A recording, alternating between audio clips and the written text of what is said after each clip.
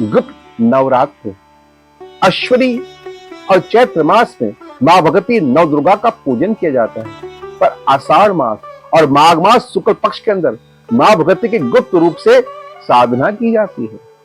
मां भगवती सती 10 महाविद्याओं के द्वारा तंत्र मंत्र द्वारा उनकी गुप्त रूप से साधना की जाती है। ये शक्तिदायिनी शक्ति स्वरूपा है।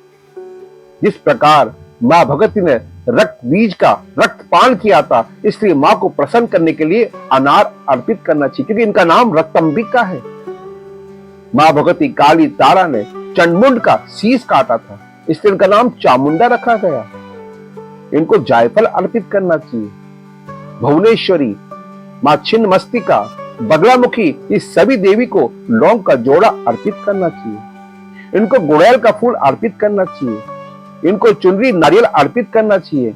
इस प्रकार ये शक्तिदायिनी गुप्त रूप से हम साधना करें। ओम ऐं ह्रीं क्लीं चामुंडाय विच्चे नमः। सिद्धिका कंजिका मंत्र स्तोत्र का पाठ करें। ऐसे करने से मां भगवती प्रसन्न हो जाती है। हमारे घर में रोग हो, व्याधा हो, इन कष्टों का निवारण कर देती है। गुप्त साधना से गुप्त रूप से हमारी कामना पूर्ण हो जाती है। गुप्त साधना से शत्रु का दमन हो जाता है। गुप्त साधना से बल बुद्धि और शक्ति की प्राप्ति हो जाती है।